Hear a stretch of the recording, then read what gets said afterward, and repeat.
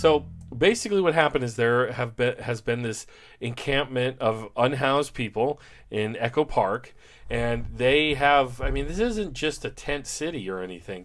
They have organized a community garden, an open community kitchen.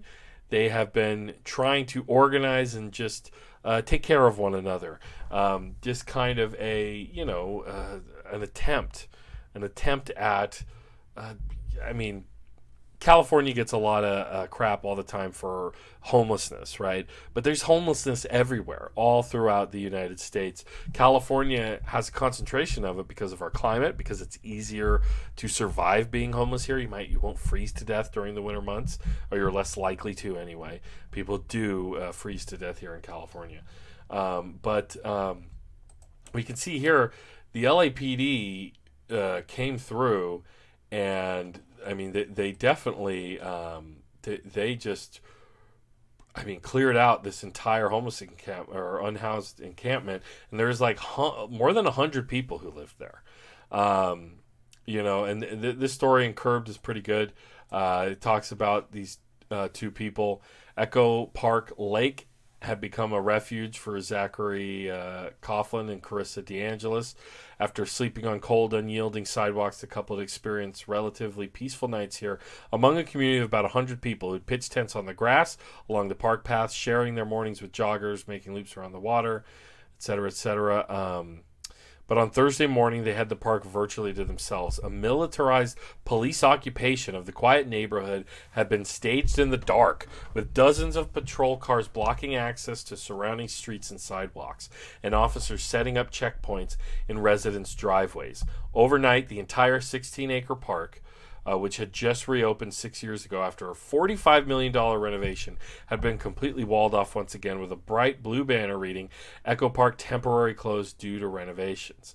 So, I mean, there were helicopters flying over the thing, and just, I mean, all kinds of crazy stuff. "I'm used to this," Coughlin said over his shoulder. "We did this for a long time before we found Echo, living on the move, living out of a couple suitcases." So let's see. I'm trying to find. Here he is. So this guy was getting all kinds of crap on Twitter. The city councilman. For nearly a week, rumors of the park's closure had been shared among homeless advocates. When the Los Angeles Times reported that the park was to be closed Thursday and that all residents living around the lake would be forcibly removed, council member Mitch O'Farrell, who represents Echo Park, refused to confirm the timing. A work order had been filed to the city March 18th, dealing some improvements like repainting bathrooms, replacing water fountains that, while involved, certainly wouldn't necessitate a full shutdown. Finally, late Wednesday night, signs noting that all residents to leave by Thursday at 10:30 p.m. were duct taped around the park, barely 24 hours before the eviction. So the city council member, he wouldn't say that they were going to do this. The LA Times reported that it was planned, and he wouldn't confirm that. And then with less than 24 hours, they tell this community, it is a community, that many people living in one place, growing a garden, yes, they don't own property. Obviously, it's a public park, but they have nowhere else to go. Skid Row is horrendous and atrocious, and this is what our society keeps doing. This is what an outcome, a preventable outcome from wealth inequality, from the lack of health care, public health care that we have, from just the lack of facilities, shelters, federal housing. There's so many nesting problems that go unaddressed that lead to people having to set up in a park. And the wealthy people in the area who do own property go, well, geez, it's not fun to go to the park anymore. Do something about this. And they're given less than 24 hours. Jay Coleman in the comments says, it's pathetic. The state pays hundreds of thousands of dollars to play whack-a-mole against unhoused persons instead of addressing property relations allocation. Absolutely. That's a great point. And what we saw happen is really disturbing. I mean, keep in mind, right, we were told how fascistic... I was one of the people saying Trump, in the way that he was using militarized police forces, federal troops, was fascistic, okay? But here we see clearly in L.A. that the LAPD is, ready to be like that all on their own. So we see here, this huge phalanx of police just taking people away. And the really crazy stuff yesterday. This is Chad Loader, everybody. He's a great on the ground reporter. As LAPD conducts mass arrests of credentialed journalists, right-wing streamer Kennedy Lindsay, who was filmed trespassing on the Capitol on January 6th. Where'd it go? She is allowed to wander freely through police lines while openly carrying bear spray. So, I mean, really quick, this LA Times story. Of course, the LA Times is only going to tell you about their reporter. LAPD detains, then releases Los Angeles Times reporter covering unrest. They didn't just detain an LAPD reporter. An LA Times reporter. The LAPD detained numerous reporters, members of the press. This is a First Amendment issue. The freedom of the press is ensured in the First Amendment. And they arrested legal observers. The LAPD arrested people there to watch them and make sure that they were, not breaking the law themselves. Just disgusting. Andrew World's here. Thanks, Andrew. Andy, I was just plugging the interview we did earlier. Thank you for being here with us. Valor on Twitch, Valor Comics says, I wonder how many people they could have given a home for all those officers' overtime on just that night. Yeah, they spent like hundreds of thousands of dollars, I believe I saw was one figure. So the LA Times is very concerned about their reporter, of course, but even the LA Times has kind of been framing this issue in very concerning ways, dehumanizing unhoused people, and that's just how. That's just how homelessness in LA has been framed for a long time. But the reporting of Chad Loader is very concerning that this right-wing, far-right, capital insurrectionist is, walking around fancy-free while real journalists are getting arrested. Really goes to show you some of the creepiness of what's going on. Let's see. This happened. PD riot cop points his shotgun directly into the face of photojournalist Lexus Olivier Ray as they were arresting somebody. I mean, that's here's the LAPD. This isn't fascist, everybody. This is just we're just cleaning up the streets. So pretty dark stuff.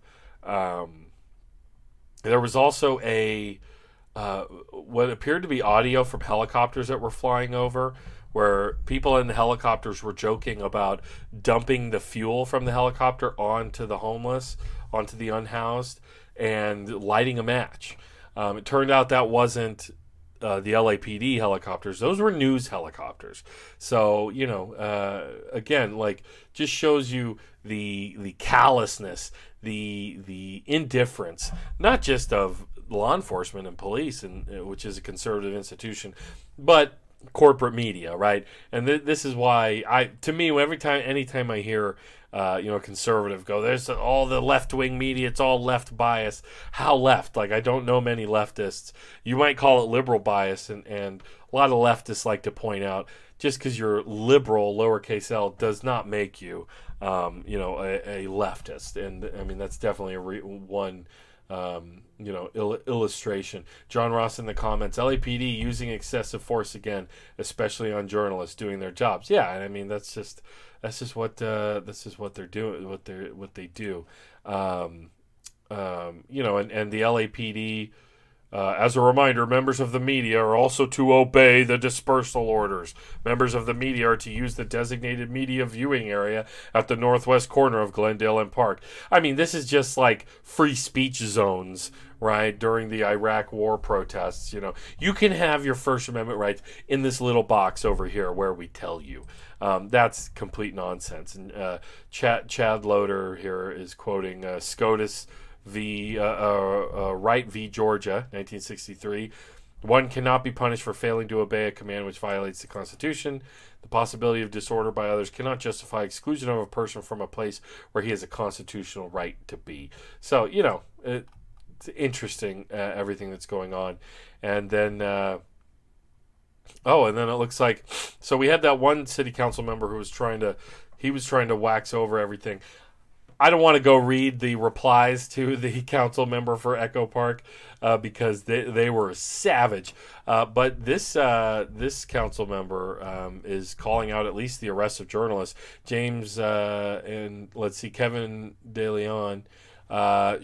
These people should never have been detained. Glad they're released, but detaining reporters who are on the job covering news is a violation of the First Amendment. LAPD must revise their protocols dealing with journalists. How about their protocols dealing with the unhoused? Why can't we house these people who are living here? Why do we have to? Well, as a journalist, I appreciate the the outreach from from a politician, but what about all the people there without housing? Which sure would be nice. And this was a few weeks ago, but the LAPD shot this journalist in the back while they were documenting. This is a journalist clearly wearing press stuff, press badges, and then he's filming filming the fiery trash, and then boom, hit with a what do you call it? He called it a less lethal munition round. They used to call them non-lethal, but they killed the police have killed numerous people with these non-lethal, so they call them less lethal now, right? At least they're being accurate. So I mean, that's that. I just find that stuff terrible. Let's see. Jay Coleman, authoritarian hellscape in America. Yeah, I mean. And so this just shows you, obviously Joe Biden isn't sending out federal troops to do this. He's not sending federal troops to, to pay retribution on, people he sees as political enemies of his allies, like Trump did to the Portland, Antifa shooter, right? No, but this is just the inherent fascism and authoritarianism in the LAPD, which is a very well documented police department that has a lot of problems, folks. Not good. Tribunus Plebis is here. What's up? Early 90s has entered the chat. Thank you, Tribunus. I appreciate it. Got 10 people watching, 6 here on YouTube. If you haven't yet, please like the stream. Subscribe. Tell your friends. Tell your family. This guy's, as J. Andrew World has said many a time, I got pretty good takes. Let them know.